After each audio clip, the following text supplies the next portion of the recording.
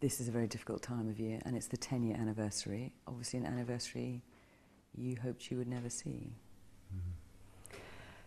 Yeah, I mean, I never thought we'd still be in this situation so far along the line.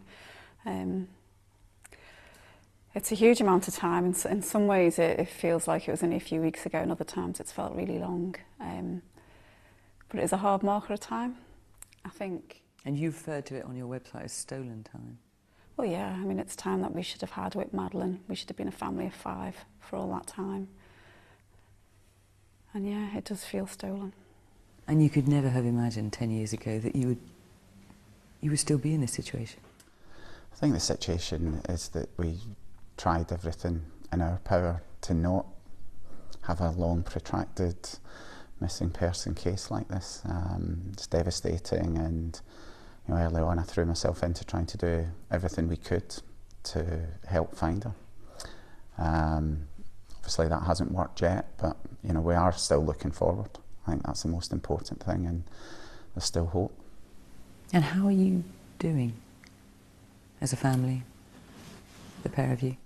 I think we're in a new normality, really, particularly over probably the last, seems like a long time saying it, but over the last 5 years since the Metropolitan Police actually started their investigation. It's taken a huge pressure off us individually and as a family. And because before that you were trying to fight the case yourselves, trying to encourage the police to look for Madeleine, get the Portuguese police involved. Yeah, I think the key thing was, and I suppose the injustice of it, was that after the initial Portuguese investigation closed, essentially no one other than us was actually doing anything proactively to try and find Madeleine. And I think every parent could understand that what you want and what we have aspired to is to have all the reasonable lines of inquiry followed to a logical conclusion as far as you can do that. And that was incredibly frustrating. And now, you talked at the time about what a blow that was. It was terrible. I mean, it's horrible. And as much as we tried, and fortunate to have had so many donations into Madeleine's fund and use that money to try and investigate, your hands are tied. You don't have the powers that law enforcement have. So how much of a difference has it made? So for the last 5 years, the police have been actively investigating. Huge. Absolutely huge. I mean, I can't emphasise enough just what a massive burden that's lifted from us and those around us, and also knowing that the lines of investigation are being prosecuted. And I know the Assistant Commissioner, Mr Rowley, spoke during the week, but a lot of those lines have been taken to a conclusion, and that's almost as important as finding who's actually responsible, but knowing that those lines have been shut down. And the police have talked about one significant lead that they're still pursuing. Can you tell me anything about that? Well, we're very much, the investigation is in the hands of the Metropolitan Police. There clearly are ongoing inquiries, and from our perspective, that's the important thing. They've managed to pull so much together and sift through so much information. So now we do seem to be on just several lines of inquiry rather than tens, hundreds. And there are 4 officers working on it full time. There have been criticisms that the police shouldn't be spending so much money still, so many years on this case. What would you say to that? I think some of that criticism is really quite unfair, actually, because I know it's a single missing child, but there are millions of British tourists that go to the Algarve year on year, and essentially you've got a British subject who's the subject of a crime, and there were other crimes that came to light following Madeleine's abduction that involved British tourists. So I think prosecuting it to a reasonable end is what you would expect. But of course it doesn't happen. Sadly there are so many children that go missing, and the resources are not deployed on their cases they have been on yours. I think it's others within law enforcement have made it very clear this type of stranger abduction is exceptionally rare, actually, and we need to put it into perspective. And it's partly why Madeleine's case has attracted so much attention, thrown in with many other ingredients. But this type of abduction is exceptionally rare. One of the police officers in Portugal has been a thorn in your side for many years. He was thrown off the investigation, but then he wrote a book. He presented a documentary presenting a view of what happened to Madeleine, which implicates you. And you fought it through the courts. At the moment, you've lost and he has won. Is this the end for you now? Are you going to continue to fight him? Well, I think the short answer is we have to, because the last judgment, I think, is terrible. So we will be appealing. We haven't lodged that yet, but it will be going to the European courts. I think it's also important to say that when we lodged the action, it was 8 years ago, and the circumstances were very different, where we felt there was real damage being done to the search for Madeleine at that time, particularly in Portugal. Well, because he was effectively suggesting that you were involved in the I think, what of Madeleine. People really need to realise, though, is, and Assistant Commissioner Rowley has said it again this week, and the Portuguese have said it, and the final report have said it, is there's no evidence that Madeleine's dead. And the prosecutor said, there's no evidence that we were involved in any crime. And really, that's saying anything opposite isn't justice. It's not justice for Madeleine. I find it all incomprehensible, to be honest, and it has been very upsetting, and it's caused a lot of frustration and anger, which is a real negative emotion. And I think we just need to channel that, and I just have to hope that in the long run that justice will prevail and all will be well. So. And I think it's also important, for us personally, but for the rest of our family as well. For your children? And our wider family, our own parents, brothers and sisters, etc. So, we've got to challenge it, and we will do. The other thing that struck me when I was looking through various internet search engines before I did this interview was quite how much cruel, distressing, horribly tasteless commentary there is out there about you, about Madeleine, people giving their opinions about what they think happened, though even though they don't know you, they were nowhere near, they can't possibly know. How do you deal with that? Well, I think the whole social media, it's got huge pros but huge cons.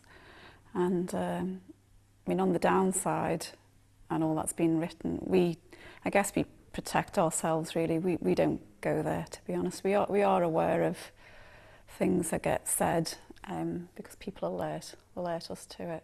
I guess our worry is for our children, really. Of course, because they're now 12, they're at an age where social media becomes increasingly important.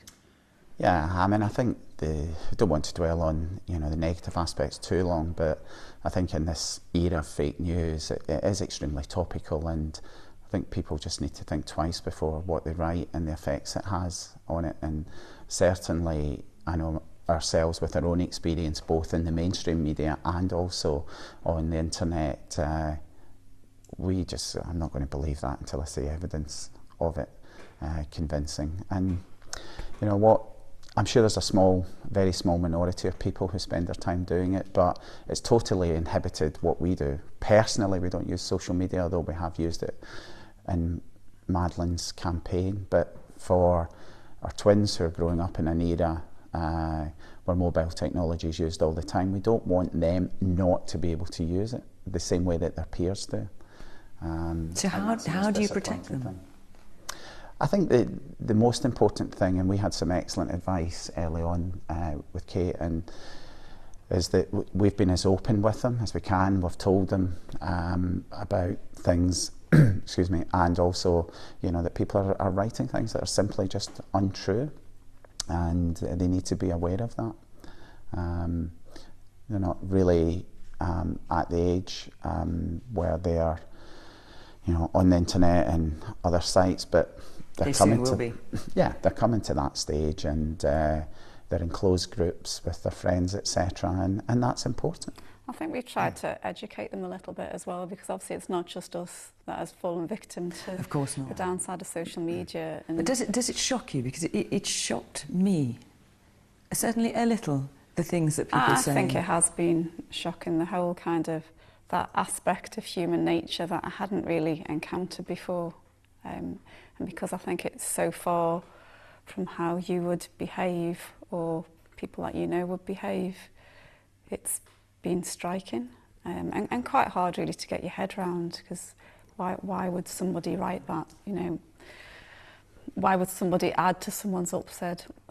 Why would someone in a position of ignorance do something like that? But I think we're seeing the worst and the best of human nature and experiencing, and our personal experience rather than on the internet has been overwhelmingly seeing the better side of human nature. And I think we need to remember that, actually.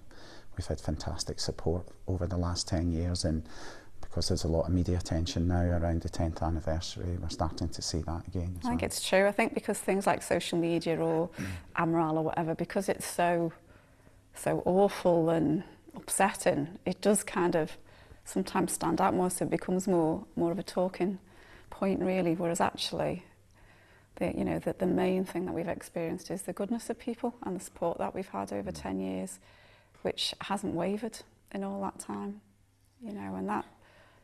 How different is your life now to the life that, you know, when you have a child, you consciously or subconsciously imagine your future and the future of that child. I mean, how different is your life now to what you must have imagined all those years ago?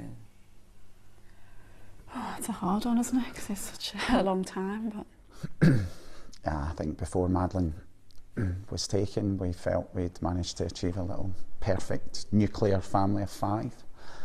And we had that for a short period, and I suppose it's just almost the same way as if your child becomes ill or seriously ill or has died, and like many other families have suffered, then your vision is altered and you have to adapt.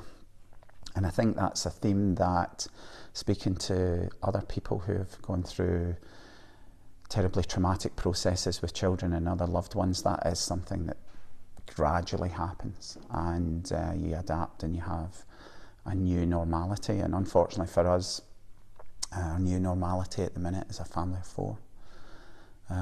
But we have adapted, and that's important. And as we've said about the investigation, the last 5 years in particular, it's allowed us to really properly devote time to looking after the twins and ourselves, and of course carrying on with our work.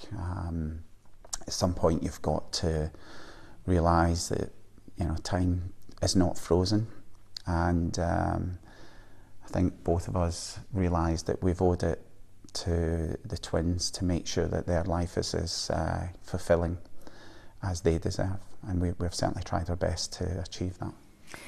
And certainly on the face of it, you appear to have stayed so strong as a family unit. I just wonder how you've managed to do that, how you've managed to, you know, it's so easy to blame each other when a cataclysm befalls a family. That's such an easy trap to fall into. Yeah. I don't think there's ever been any blame, fortunately. I think what people do say is you don't realise how strong you are until you have no option, and I think that's very true. Obviously, massive events like this cause a lot of reaction, a lot of trauma and upset, but ultimately you have to keep going, and especially when you've got other children involved. And you know, some of that is subconscious. I think your mind and body just take over to a certain extent, but if you can't change something immediately, you have to go with it and do the best that you can. And I think that's all we've tried to do. And as Gerry said, I mean, one of our goals, obviously ultimately finding Madeleine, was to ensure that Sean and Emily have a very normal, happy and fulfilling life. And we'll do everything that we can to ensure that. And life for you has changed in different ways, Kate. I mean, you were a GP, you stopped working, you haven't gone back to full-time work. I mean, I assume the idea of someone else looking after your children seemed, well, unthinkable after what happened. You just needed to be with the children and be there. Well, certainly, initially, yeah, absolutely. I mean, the kids weren't even in school, so I wanted to be there. I didn't want to let them out my sight. There was obviously a lot going on, a lot of campaign work, there was a lot of emotion. I am actually back at work now. I'm doing something different to what I was doing, but... What are you doing now? So I'm back into medicine, but a different area to not general practice. So that obviously takes up some time. And again, that was a big step as well, to re-establishing as normal a life as possible. So, I mean, life's busy. I think in some ways, I don't know if it's our personality or whether it's a coping strategy, but sometimes it's almost a little bit too frenetic, but it keeps us going. You know, I think we don't dwell too much on things unnecessarily, so I think there's probably a self-protective thing there as well, but we do have a very full life and as normal as we can make it. And how much do you make Madeleine a part of it? And do you talk about Madeleine? Is she a name that crops up every day? Yeah, no, I mean, she's always still part of our life. There's photographs all around the house. Obviously at this time of year, then we can't even have conversations that doesn't involve it. The kids know that we're doing our interview today. You know, the anniversary's coming up. So she is still part of it, but obviously... Yeah, I mean, I think every kind of event that we do, whether it be a birthday or a family occasion or even an achievement or something, I mean, that's kind of when you really feel her absence.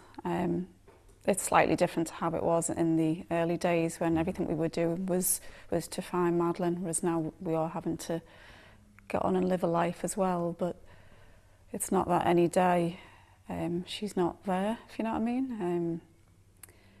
And last time we talked, you told me how you were still buying birthday presents and Christmas presents for Madeleine. Are you, with 10 years now, are you still doing that? I still do that, yeah, and that... So you go around the shops and you think Madeleine would be this age now, what would she want? And that's it. So, I mean, I obviously have to think about what age she is and something that, you know, whenever we find her, will still be appropriate. So there's a lot of thought goes into it, but I couldn't not, you know, she's still our daughter. She'll always be our daughter.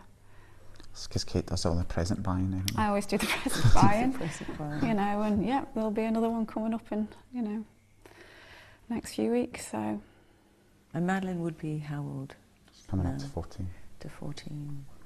And this anniversary, how will you get through that day? Well, I think, like I put in my message on the website, every day is another day without Madeleine. I think it's just that number, it's that 10-year mark which makes it more significant, I think, because it's a reminder of how much time has gone by, and obviously 10's a big number. I think we'll get by as we have any other year, really. We'll be surrounded by family and friends, you know, obviously we'll be there remembering Madeleine, as we always have. And I think that the day and the poignancy of it, that we don't tend to go back to the time because it's so draining, but inevitably on the anniversaries and on our birthday, they are by far the hardest days, by far. I think it is important though, because despite how difficult these days are, just keeping in mind actually how much progress we have made. And you know, nothing's ever going to be quick enough from our point of view, but I mean, as you know, the last 5 years, we've come a long way. And there is progress. There are some very credible lines of inquiry that the police are working on. And whilst there's no evidence to give us any negative news, you know, that hope is still there. And so it really is there in your hearts? Yeah. The hope that one day you'll be reunited with your daughter? Yeah, well, no parent's going to give up on their child unless they know for certain their child's dead, and that we just don't have any evidence. So my you've hope got of Madeleine being out there is no less than it was almost 10 years ago. I mean, apart from those first 48 hours, nothing actually has changed since then. I mean, I think the difficult thing has always been, how will we find her? You know, because you're relying on the police doing everything they can, and you're relying on somebody with information coming forward. I think that's so important, that everyone thinks, well, what could have happened? But some of the scenarios with other people who've been abducted and kept, they're just so unbelievable that you think, that how could that have happened? And that's probably what's going to happen with Madeleine's case as well, that people go, it's incredible how I think and Mark we just don't Rowley know. underlined that last week, the ACC, because he said... From the Metropolitan Police? Yeah, you can't apply normal logic to someone who commits a crime like this. Because you try and think, well, surely if it had done that, they'd have done that, and therefore... But you can't, because... But you must also look at cases like the case of Ben Needham, you know, who went missing in Greece decades past. Well, it is interesting though that you know, the people who've got the most experience are the National Centre for Missing and Exploited Children in the US, and one of the earliest things that stuck with me ever since then is the younger at the time a child is taken, the more likely they've been taken to be kept. And that could equally apply to Ben Needham, who was younger than Madeleine. So that's something, you know, that we have to factor in, actually. Which in one way could be a relief, but in another way is an unconscionable thought for you. Of course it is, and it's 10 years and how much it changed and where should we be now. But I mean, I think the key thing is to find Madeleine. She either needs to, if she's still alive, recognise that who she is, or we need to find the person or people responsible for taking her. And you must have imagined over the years, if you saw her, you know, what you'd say to her, how your lives would change. Yeah, I think I try not to go there too often, to be honest. It's one of those real bittersweet kind of thoughts. Yeah,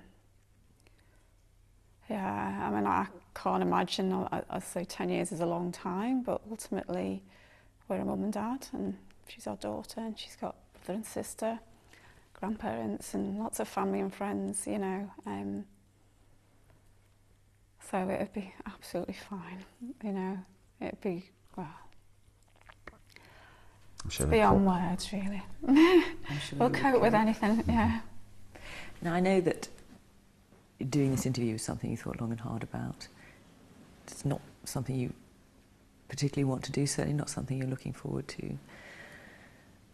What do you hope by doing an interview like this? What do you hope that people will hear? What's the message you want to get out? I think, you know, that there is still hope, really. There isn't a new appeal. Most of the media that we've done in the previous years is usually around that. So this is unusual. So we are marking the anniversary.